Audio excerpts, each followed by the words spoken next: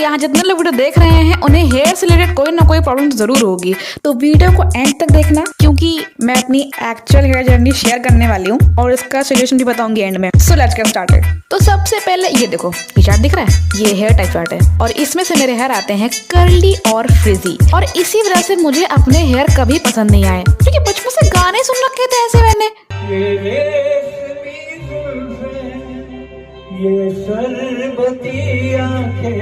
और मैं सोचती कि यार मेरे बाल तो इतने शार्प है कि किसी के मुंह में फेर दूं तो उसका मुंह कट जाएगा, और फ्रिजी तो इतने हैं कि जुल्फे निकालने के बाद में छोड़ ही दो। इसके बारे में सोचने पर भी मेरे शरीर में करंट दौड़ पड़ता है। अब इतना कुछ होने के बाद कोई लड़की मुझे अपने सिल्की स्मूथ लंबे बाल लेके सामने दिख जाएगी ना, तो मैं उसे ऐसा ताड़ूंगी।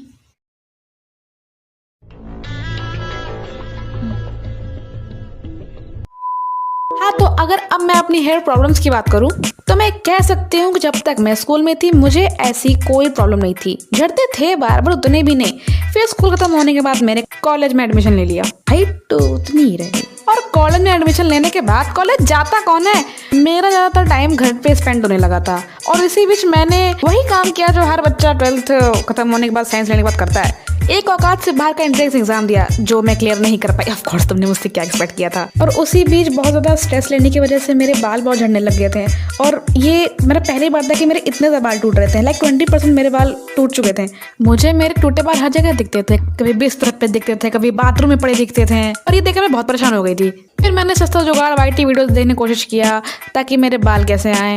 मैंने rice water, onion juice, aloe vera, egg, क्या नहीं किया बाथरूम लगाकर। हाँ, थोड़े बहुत चेंजेस आते थे, बट जैसे ही मैं ये सब होम रेमेडीज करना बंद कर देती थी मेरे हेयर नॉर्मल हो जाते थे जैसे थे पहले।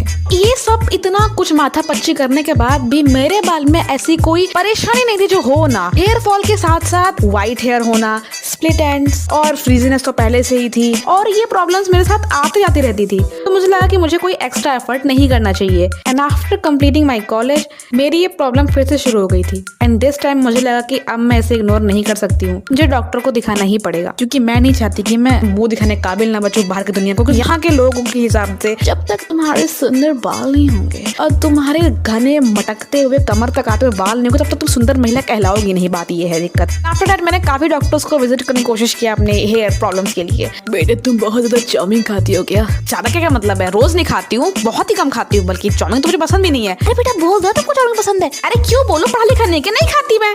बट उस झुलाझाप डॉक्टर ने मुझे एक चीज जरूर बता दी थी मेरे बाल के बारे में, दैट मैं बालनेस से गुजर रही हूँ। ये सुन के मैं काफी शॉक्ड हो गई थी। टेक्निकली मेरी हेयर लाइन फ्रंट से गायब हो रही थी, जिसे हम फ्रंटल हेयर बाल्डनेस कहते हैं। बट मैं काफी शुरुआती फेज में थी तो मुझे इतना डरने की जरूरत नहीं थी, बट फिर भी ये चीज मेरे लिए बहुत ही बड़ी चीज थी, और ये हर लड़की के लिए बड़ी चीज हो सकती है यार। हालांकि मुझे पता था कि ये सब स्ट्रेस वगैरह से हो रहा है, बट मैं इसमें कुछ करूँ भी तो कैसे करूँ, ये चीज़ मेरे हाथ में नहीं थी, और मैं खुद को दिलासा भी कैसे दे देती।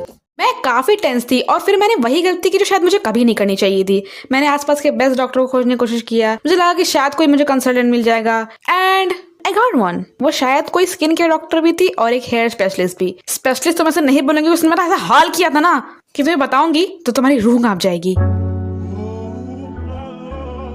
तो बताइए आपको क्या प्रॉब्लम है? क्या प्रॉब्लम है आपको? मुझे काफ़ी टाइम से हेयर फॉल हो रहा है।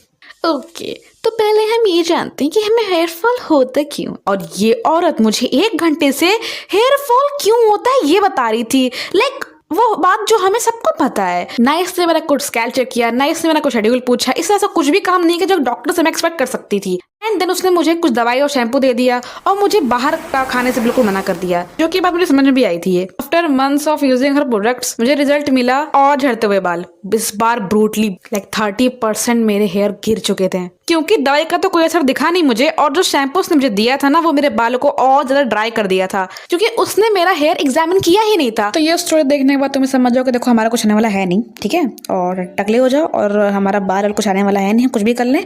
अरे नहीं मत करो, वीडियो मत करो, रुक जाओ। मुझे समझ में आ गया था कि अब मुझे अपना ट्रीटमेंट खुद ही करना पड़ेगा, और मैंने किया भी। और इसमें मैंने क्या फिगर आउट किया, तुम्हें सबसे पहले अपने ऊपर थोड़ा ध्यान देना शुरू करना पड़ेगा, जो मैं पिछले कुछ सालों से नहीं दे रही थी।